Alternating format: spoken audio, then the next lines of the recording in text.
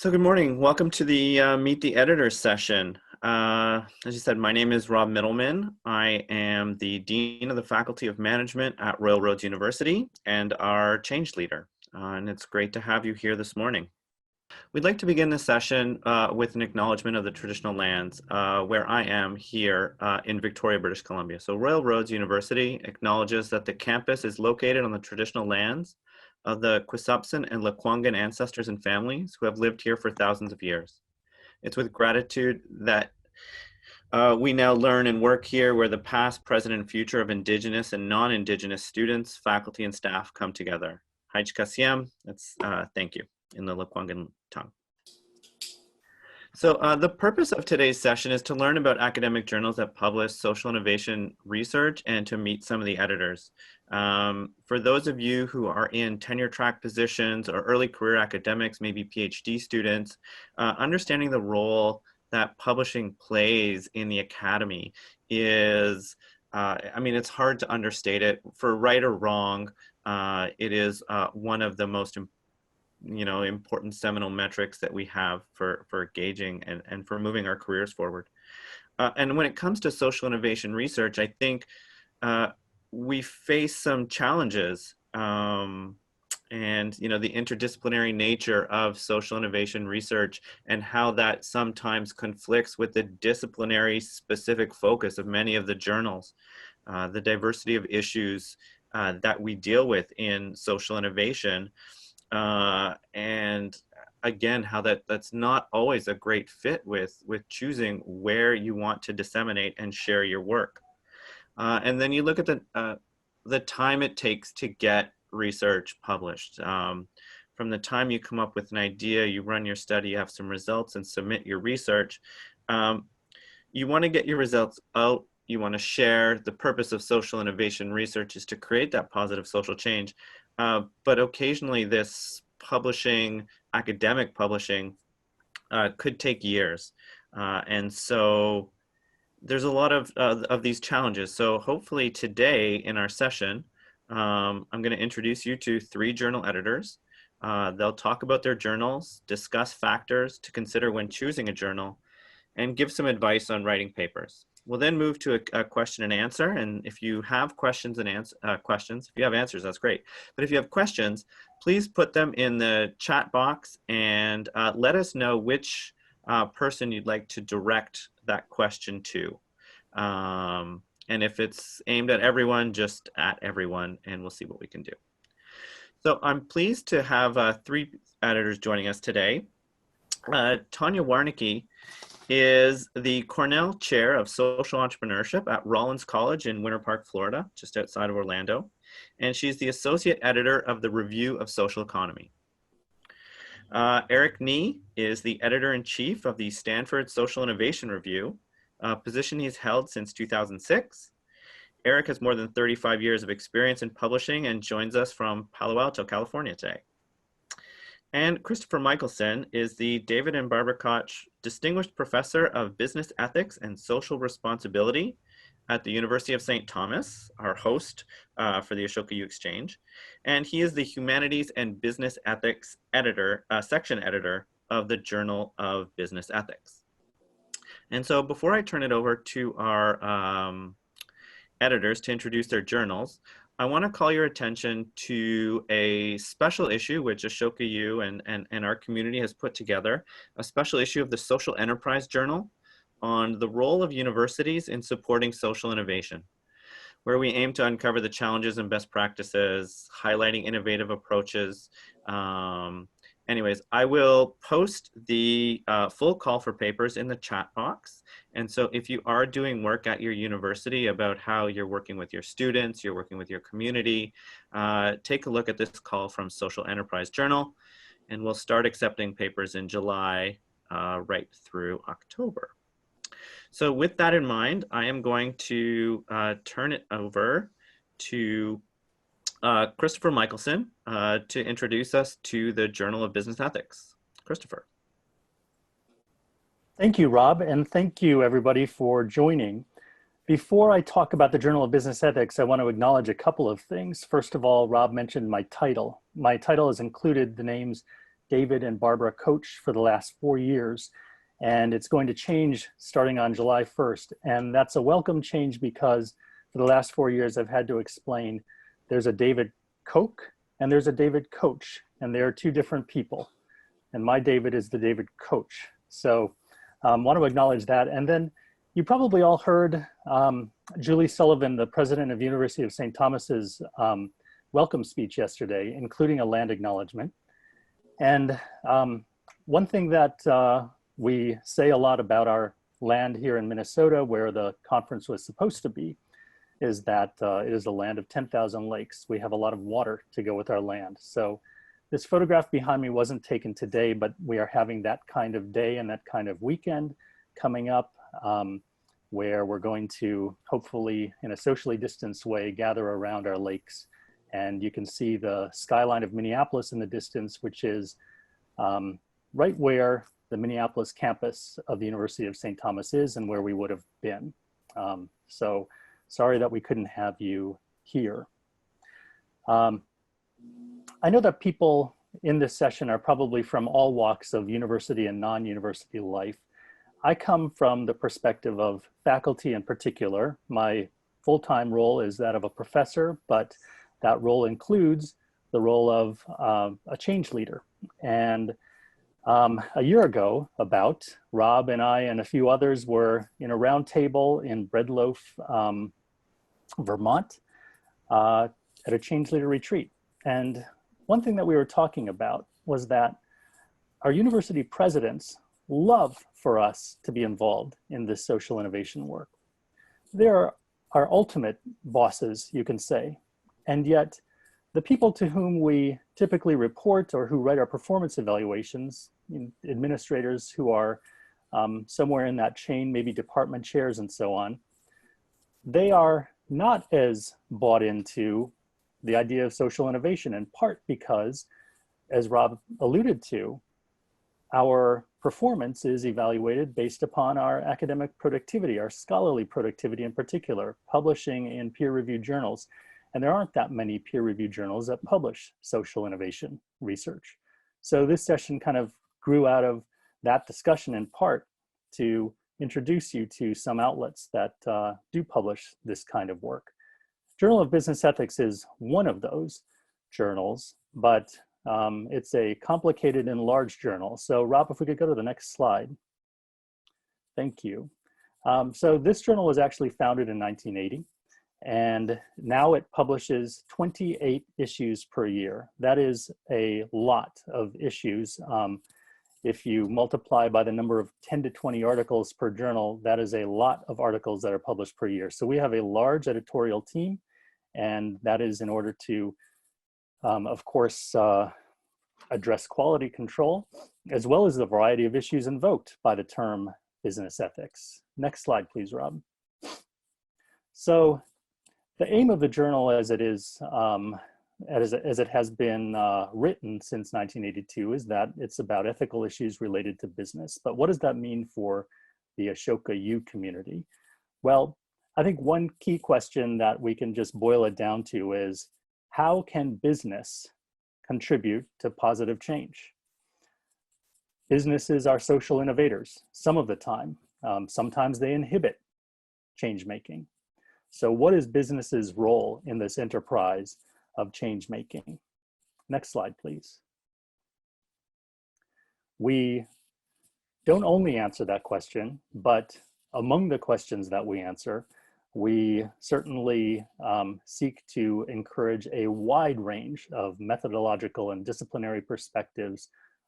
But the one thing that they all have in common is that they relate to ethics and they relate to business. Next slide. Our editors-in-chief for the last few years have been Ed Freeman and Michelle Greenwood, and they are superstar scholars in their own right. Michelle is a scholar of gender studies and reflexivity, among other issues, and Ed is often considered to be sort of the person who coined the term stakeholder theory, or a stakeholder theory of capitalism.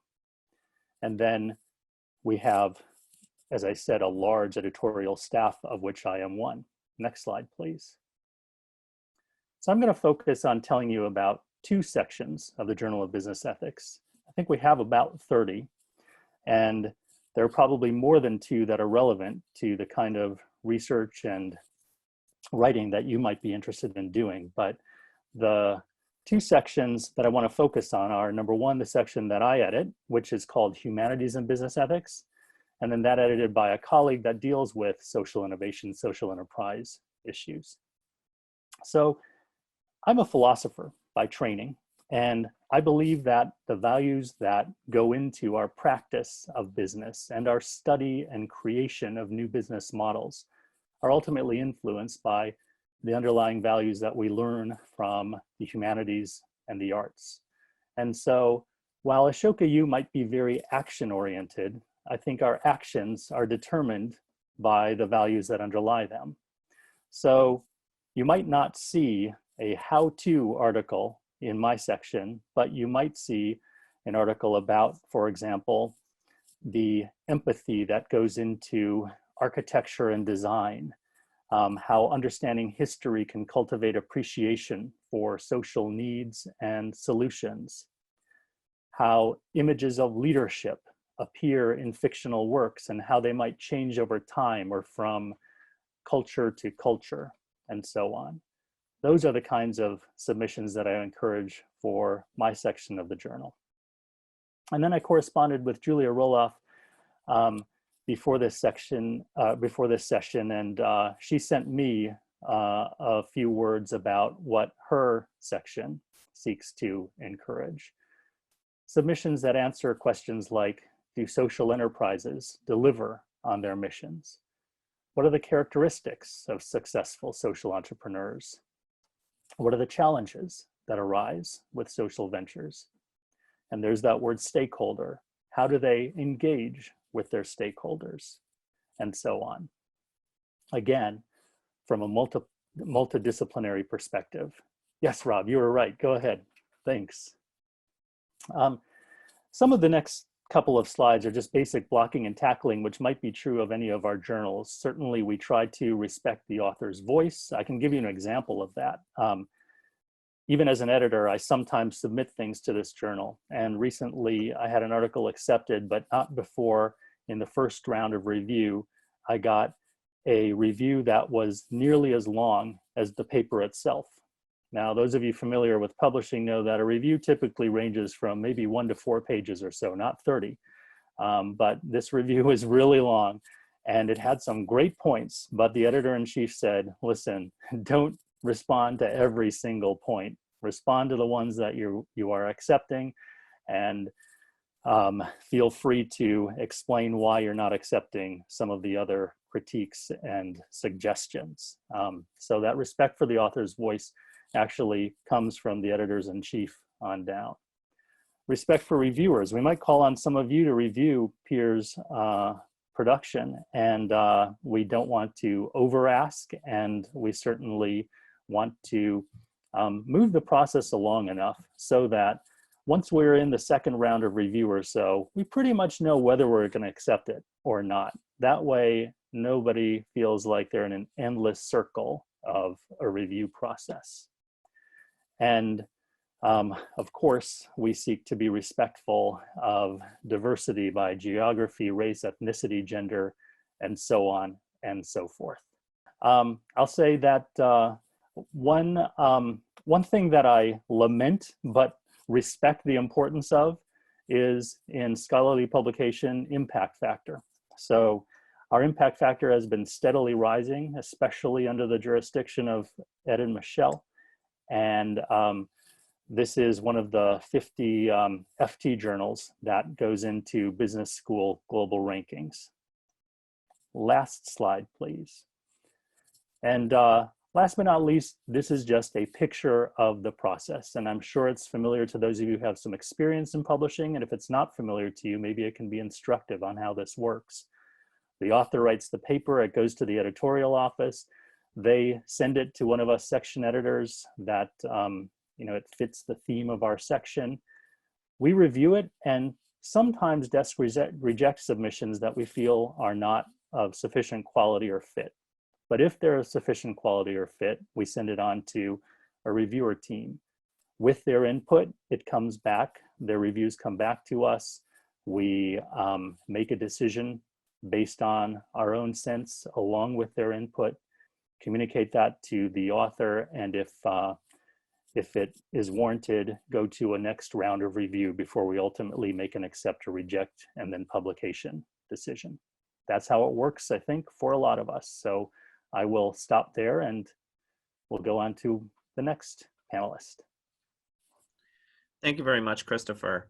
And I saw a number of people have been joining, so welcome to the session.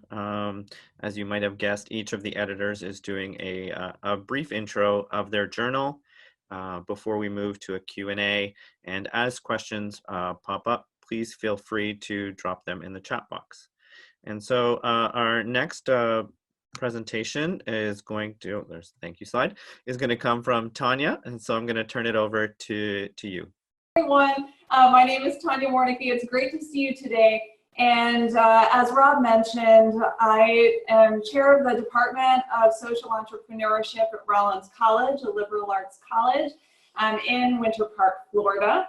So our department operates an undergraduate major and minor in social entrepreneurship. And so Rollins has about 35 undergraduate majors, and the social entrepreneurship major operates about in the top 10 in terms of student enrollment. So in addition to my work at Rollins, where I have taught since 2008, I am associate editor for the Review of Social Economy, and this is my 7th year in that role. So I am an economist by training, and so I will talk a little bit more about what we do in the journal. Next, please. So the Review of Social Economy is the flagship journal of the Association of Social Economics, and it is international in scope. Our journal promotes high-quality, innovative research about important issues facing our world and different aspects of the economy. We accept theoretical, conceptual, and empirical research, and our journal is really appropriate for scholars of social innovation and social entrepreneurship because the journal specifically takes an interdisciplinary perspective. It does not narrowly define the terms social or economy. And the journal is open to many alternative methods, perspectives, and approaches from economics, law, psychology, political science, philosophy, sociology, and other disciplines. Perhaps similar to what Christopher was mentioning in his presentation a moment ago, the Review of Social Economy also focuses a lot on ethical issues, either directly or indirectly. And those ethical issues relate to a wide variety of topics, including, but not limited to, poverty, inequality, well-being, development, and the natural environment. Our journal specifically supports pluralism. It does not support methodological or theoretical orthodoxy. The journal encourages both quantitative and qualitative research, and it is receptive to heterodox traditions that are often marginalized in mainstream economics. Next, please. So, what to do for the Review of Social Economy?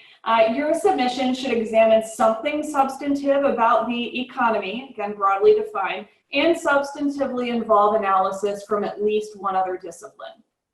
It should take into account ethical issues, either directly or indirectly. It needs to have some kind of theoretical, empirical, and/or conceptual novelty. In other words, your submission should not merely provide a narrow case study or specific policy analysis without any conceptual development whatsoever. It should use a style that is accessible to a broad and interdisciplinary audience. And because, again, the journal is open to scholars representing a wide variety of fields, we know that sometimes there are more specialized languages and techniques, but you must aim to make those arguments and results more widely accessible so that scholars in a wide variety of disciplines can easily understand your work. Your article should generally be less than 9,000 words in length, although up to 12,000 words are allowed. Next, please. Okay, so advice.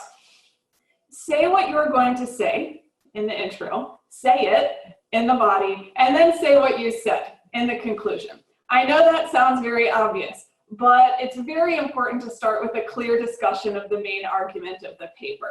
And as an associate editor, I am actually surprised quite often at the number of times it takes me a substantially long amount of time to figure out what a paper is about. And you do not want anyone to have that impression when they are reading your work. So make sure that everything in the paper is clear and also provides value. So after you write your paper and you're revising it, make sure that you're removing fluff or unneeded wordiness. You also want to clearly explain what's new about the paper and how it builds on existing literatures. That's critical. And you also want to write well. This advice applies no matter what anyone's first or second language may be. It's possible to use an editing service if needed, but writing well is very important, and you also want to be careful to cite properly. You should examine literatures beyond economics in a serious way. Again, this is an interdisciplinary journal. You should have the paper read by colleagues and present them at conferences to get feedback and improve the paper before you submit for journal review. This is a little bit of a double-edged sword because on the one hand, some people, have perfectionist tendencies, and it's very hard for them to, submit anything for a journal to review unless they think it's perfect, but it can take almost forever for that to happen. So you don't want that to be the case, but you also don't want to just write out a quick draft of a paper and then throw it out to a journal expecting them to do the heavy lifting and helping you improve an article that has not been thoroughly thought through. You also, and this advice that I'm saying is for Rose, the Review of Social Economy, but it applies to any journal out there. You want to examine the journal before you submit to it. You want to double check that your topic and approach are appropriate. You should verify that the style that you're using is consistent broadly with what the journal is doing. And then once you're examining and you determine that your proposed article is a fit, check, are there relevant articles in that journal that are appropriate for your topic? And if so, cite them, because that shows that you're spending time, looking through the journal in question. Next, please. So then what not to do? I already mentioned this, but poor writing and or research is critical. You want to make sure that it comes across when someone is reviewing your paper that you have a very good grasp of the topic that you are writing about. So that includes both current and older literature that is, really foundational to the topic that you are researching.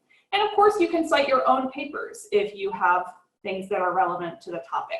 You want to be careful that you are actually building off of your old papers and not just trying to repackage them using different language. But of course, referring to your own work is perfectly acceptable.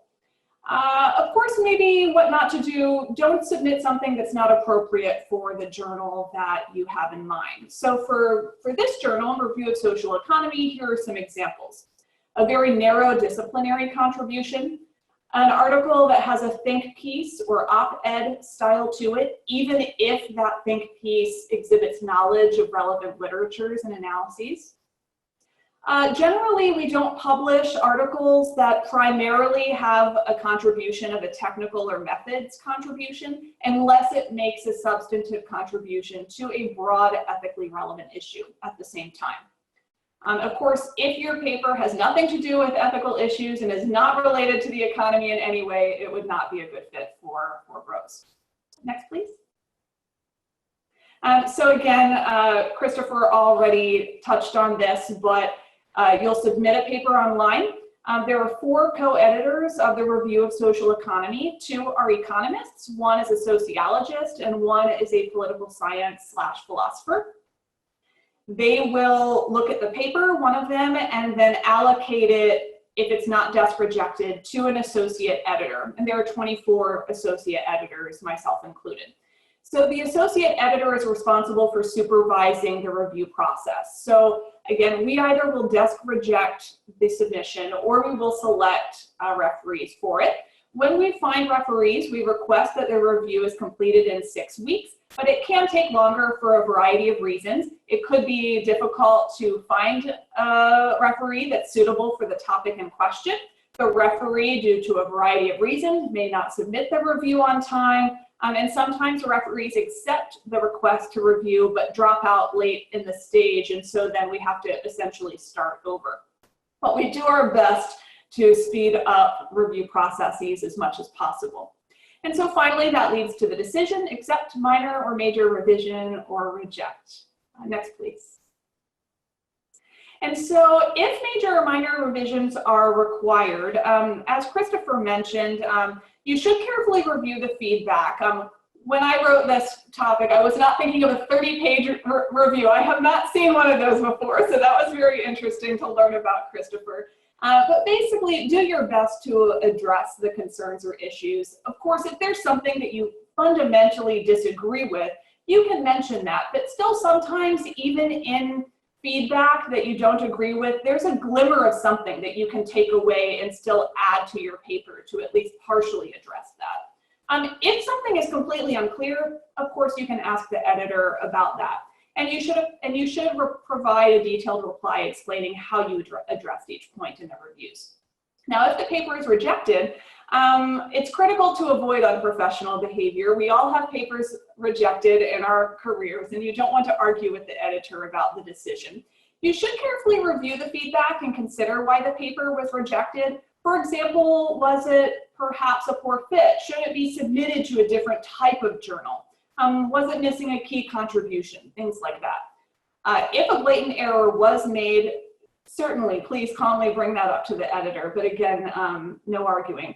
And you should consider the referee's feedback even if you take the paper elsewhere. This is very important because referees often will review for a wide variety of journals. And I've had multiple referees for rows that I have worked with that have told me that they reviewed this exact paper in its exact form for a different journal. It was rejected, lots of feedback was provided, none of the feedback was taken into account, and now they've received the exact article again. So you should just be aware that it's a wide community of referees that often will work across journals. So to just wrap up then, no, you're fine, Robert, you can move forward. So yeah, to wrap up, I hope this was helpful, and I really do think that because of the interdisciplinary nature of this journal, that it is very appropriate for a lot of you who are in the session today, and I'm happy to receive further queries or conversations even after the session is over, and I look forward to seeing many of your submissions this year. Thank you. Thank you very much, Tanya. Our final panelist is Eric Nee from the Stanford Social Innovation Review. So Eric, take it away. Thanks, Rob. So our publication is a bit of an outlier here, and I'll get into that in a moment. But before I talk about our differences, I want to talk about the similarities. So we are published at Stanford University. Originally, when the publication was launched in 2003, we were part of the Stanford Graduate School of Business. In around 2010, we moved over to the Center on Philanthropy and Civil Society, which is an interdisciplinary research center within the School of Humanities and Sciences. And that center has 3 faculty directors who come from a variety of departments and schools: education, philosophy, political science, sociology. So we are part of an interdisciplinary center, and we do have academic oversight, but we are a little bit different. Next slide. So we have a mission, which you can read here. We both try to educate the field of social innovation, but also inspire it and advance its thinking. One thing that's a little different is we publish what we consider the best in research and practice-based knowledge, which I'll talk a little bit more as we go along. Next slide. So, like I said, we're a little bit different from a peer-reviewed journal. We're more akin to these publications that you see here. We are by far the youngest. MIT Technology Review, when I looked this up, I was amazed, started 1899. Harvard Business Review started almost 100 years ago. Columbia Journalism Review, you're probably familiar with one or more of these. And we are a university-based publication, but the audience that we aim at is a non-university thought leadership audience. Next slide. So who is our audience? There are people, so again, it's people involved in social innovation, but from all sectors of society. We have people who focus on business, but also in government and in the nonprofit sector and civil society. We look at all issues. So we look at education, health, the arts, climate change, all the issues that social innovation is tackling. Our audience is educated. I mean, 3/4 of our audience have an advanced degree of one sort or another. Virtually everyone has a bachelor's degree. Our audience is also global, and I'll talk a little bit more about that later. And we aim at leaders of organizations or leaders within government or academia. More than half of the people that we have in our audience sit on one board. They're on a board of directors of either a for-profit or nonprofit. Probably 1/3 of our audience are the executive director, CEO, head of a department, whatnot. Next slide. So how do we do that? So we have a quarterly magazine, but we also, which is what we started with in 2003, but you know, given what's changed in the media landscape and all of our own behaviors, we also now have published articles exclusively online. We do that daily. We have podcasts, we have videos, we hold conferences, webinars, we have ebooks, and we have local language editions of SSIR. Next slide. So what are we trying to do here? So like I said, if you think back about our mission, we're trying to impact the field of social innovation and move it forward. So there's more than five, but I want to, you know, kind of attempt to kind of corral what it is that we do. I've broken into these 5 categories, which I'll go into in a little more depth. Next slide. So like the publications that were already talked about, you know, novelty is an important thing for us. We are about social innovation. So one of the things that we really focus on is bringing forth new ideas and approaches to social innovation. So for example, 2009, we were one of the first publications, published an article about design thinking and social innovation by a couple folks from IDEO. So that's kind of from the practice-based world. There's many other articles that we've published that I would say, you know, sort of groundbreaking. We published the first article on collective impact, for better or for worse, some people would say. And many of the articles we publish end up becoming books. A few of them are named here. So novelty is really an important thing. That is, you know, probably at the core of what we do. Next slide. But equally important, you know, we are part of a university, so critically examining ideas is also an important thing that we do.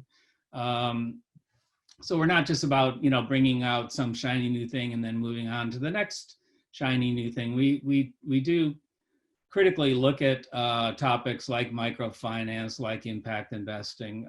When we published that article, Microfinance Misses Its Mark, by Anil Karnani, who's at University of Michigan, we got, and this was back right after Muhammad Yunus had won the Nobel Prize for his work at Grameen Bank.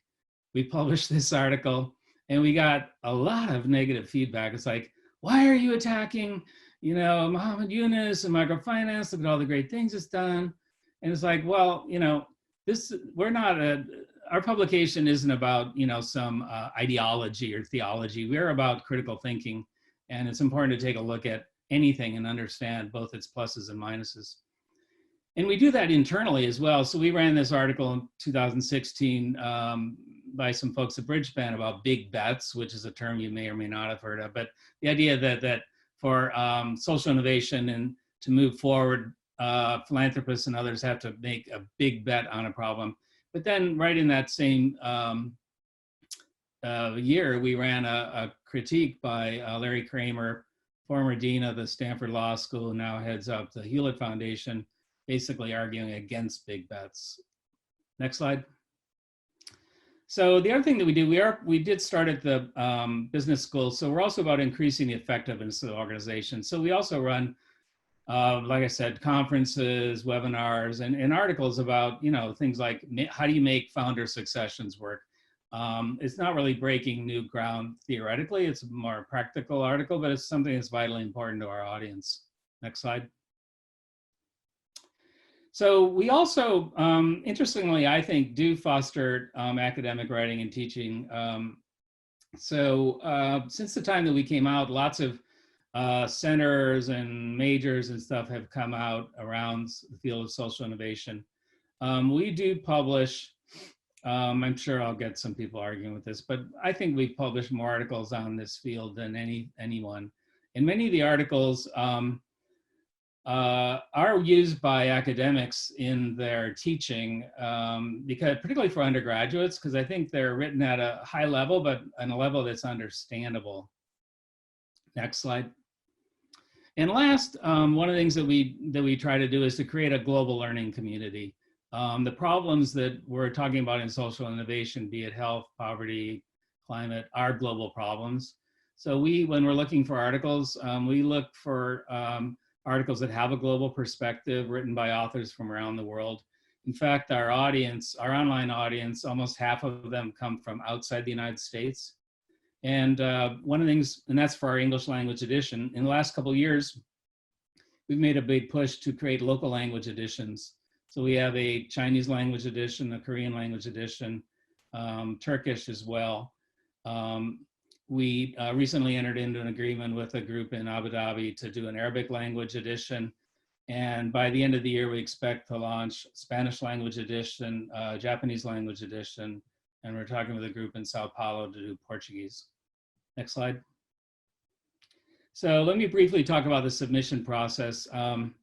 So we don't have our authors on staff. All of our articles are written by outside authors. Probably half of them from academia, half from the field. We do solicit articles, but most of them come in unsolicited. We have guidelines that you can find on our website about, kind of articles that we're looking for and how to submit them. Next.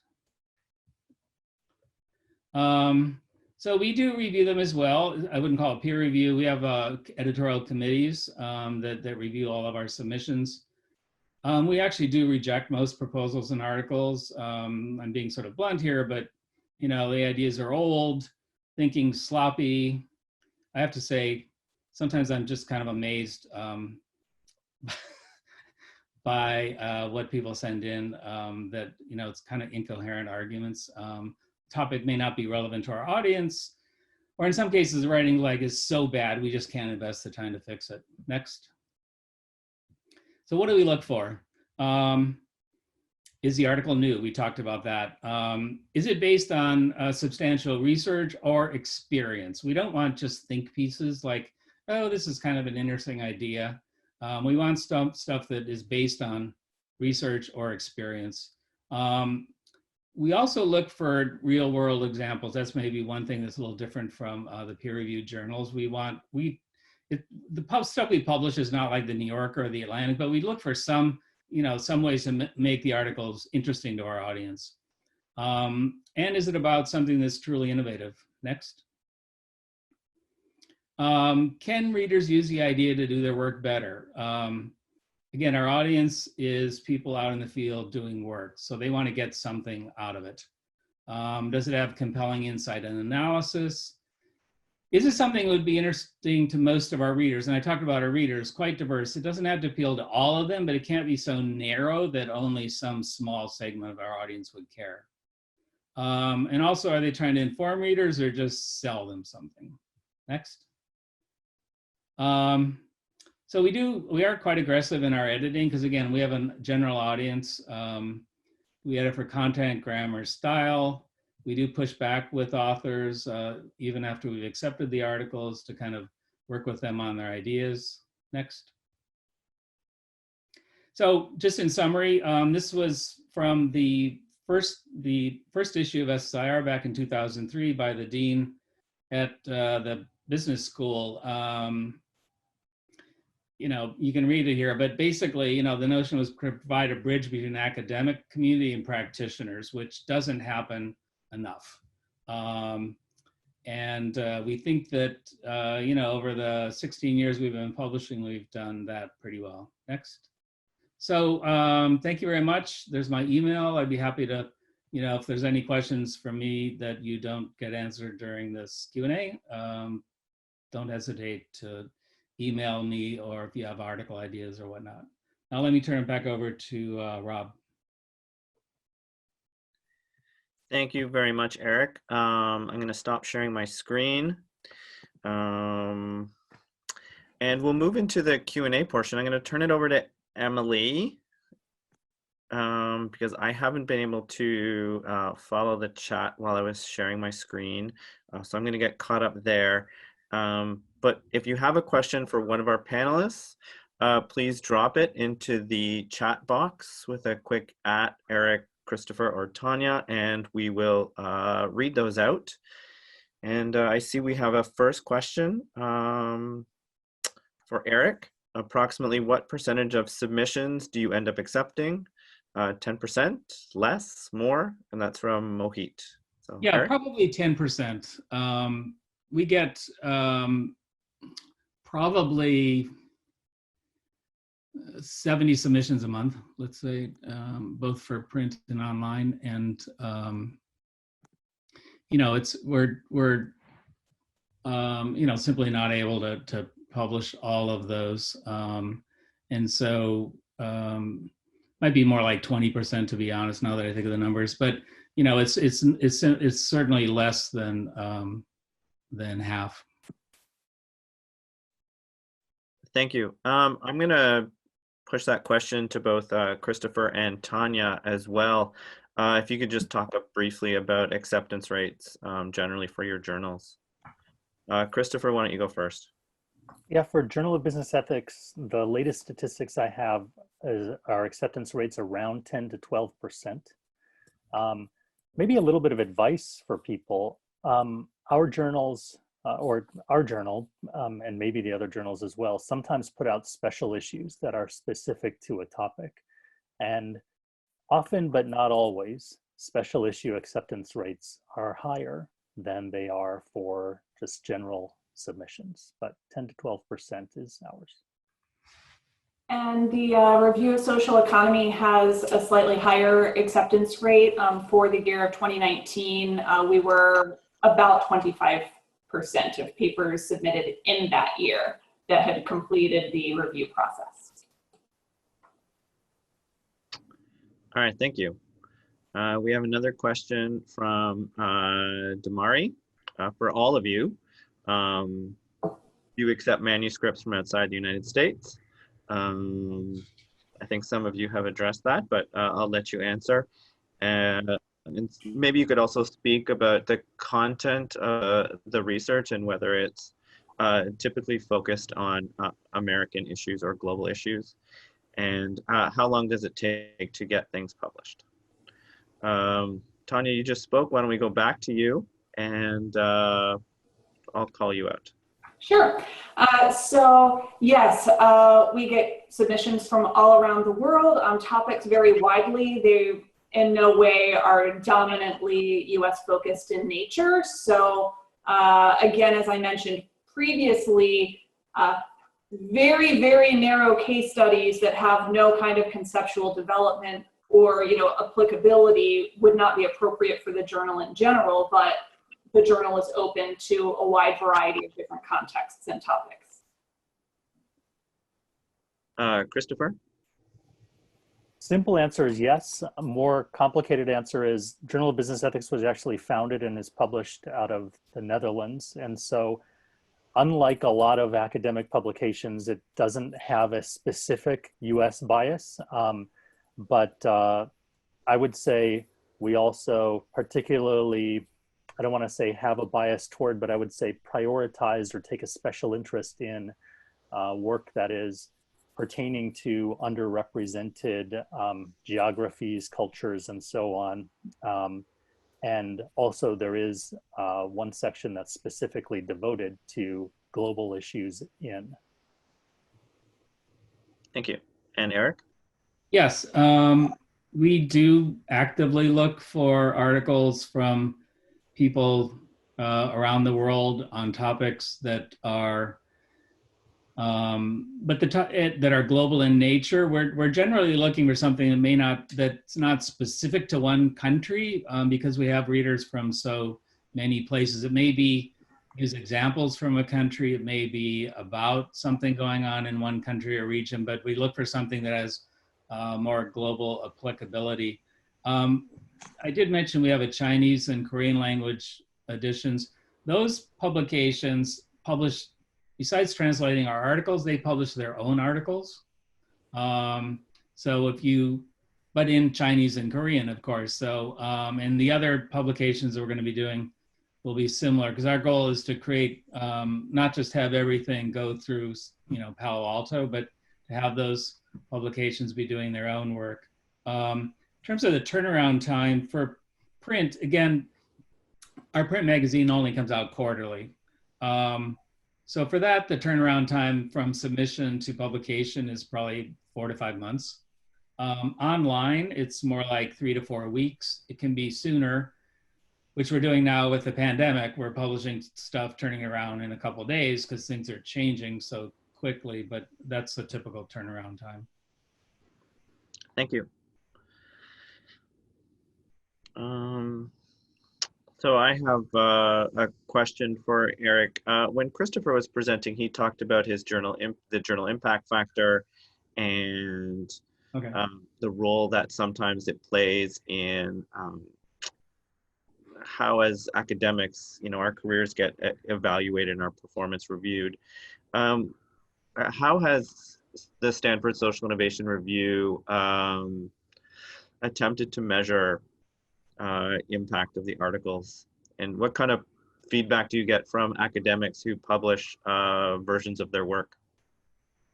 So I have to say, this is one thing I don't know a lot about, and I've heard the term impact factor. I should probably investigate that more, because I know for academics it's important.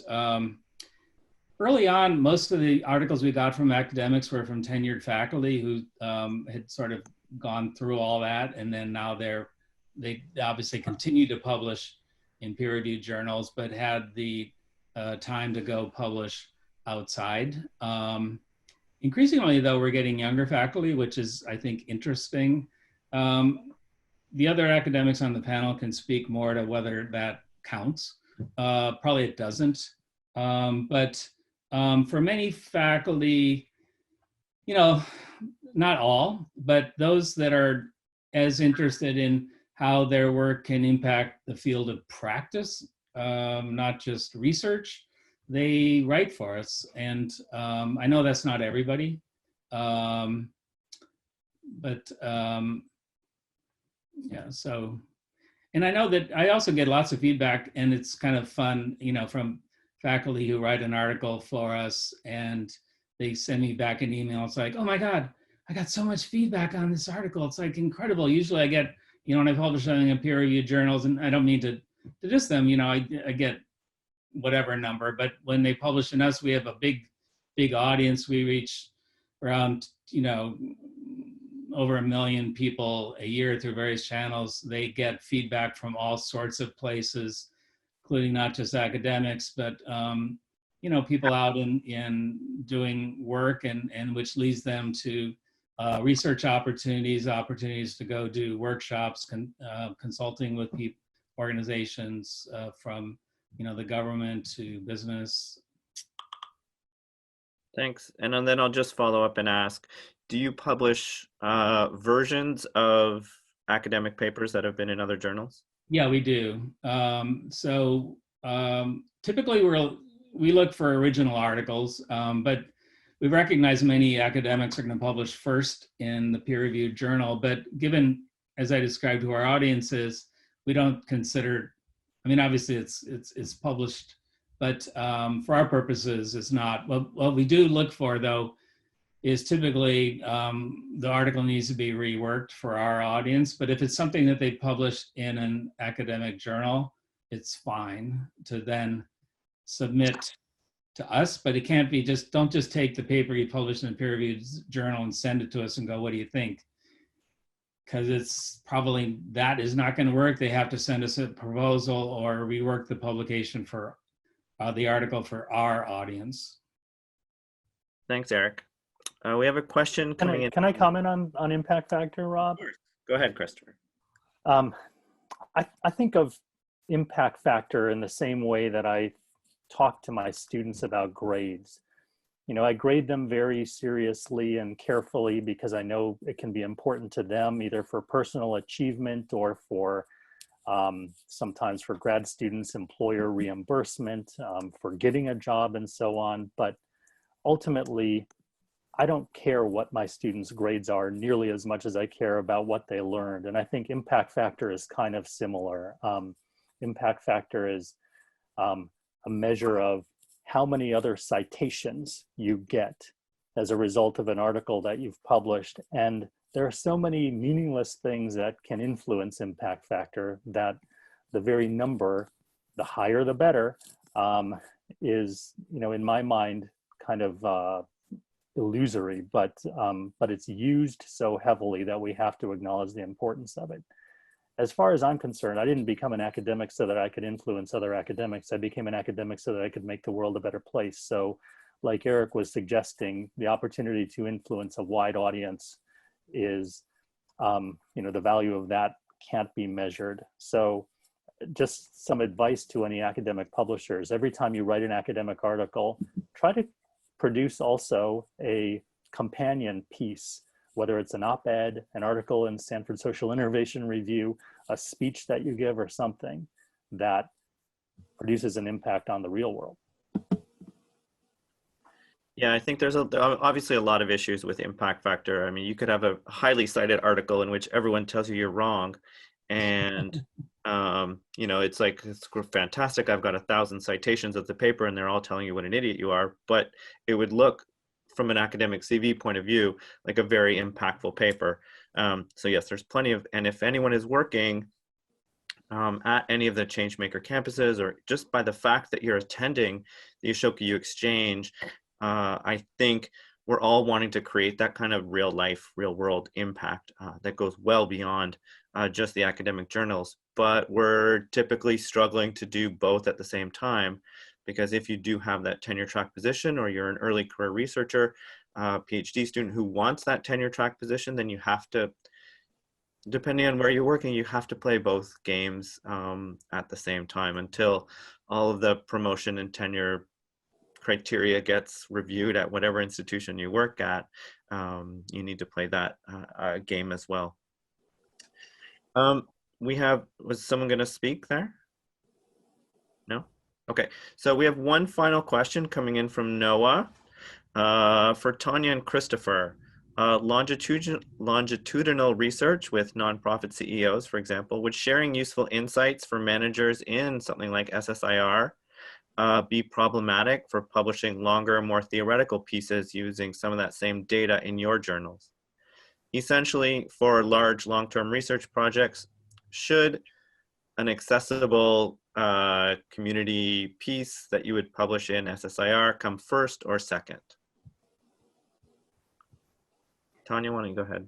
Sure. For the review of social economy, I think either order would be acceptable. Again, supposing that you published in SSIR first, as long as your submission to the Review of Social Economy, in fact, demonstrated that you are building on that past publication and not just, recycling it, that's just fine. That's not a problem at all. And the other way could be fine as well.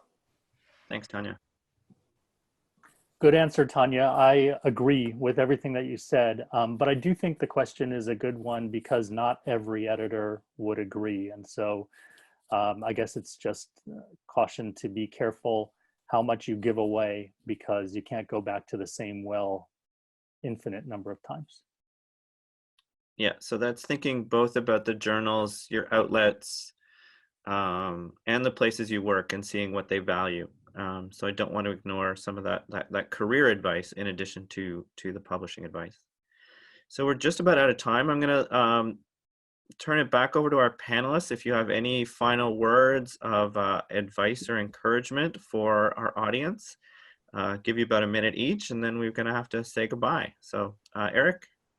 Sure. Well, first, thank you everybody for joining. I hope and encourage you to submit proposals and articles to SSIR. I know when we talk about the rejection rate, you might go like, but I think the potential benefit that you gain by getting something published in SSIR is big because we do reach really, a lot of the thought leaders in the field of social innovation. So please send me, you've got my email, send me your proposals or articles. We welcome that.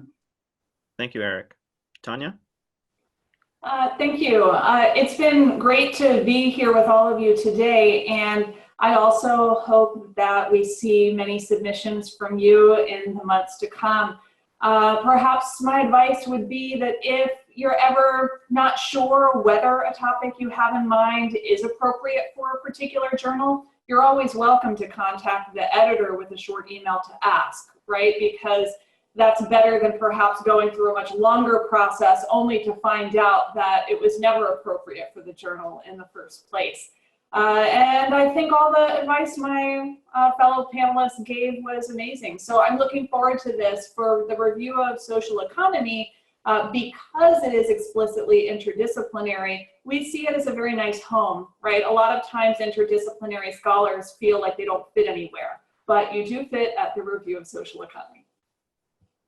Thank you very much, Tanya. Christopher? A bit of personal advice, write about what you believe in, and then maybe some slightly more cynical but practical professional advice is to say that the way to get social innovation research to matter more in academic careers is for that impact factor to go up. So the more of us that are citing each other's research, the more impact it will be perceived to have. Thank you all. All right, thank you, everyone. There'll be a recording of this, which Ashoka, you will share in case you want to come back to it. Otherwise, thank you very much, everyone, and enjoy the rest of the Ashoka U Exchange. Thanks.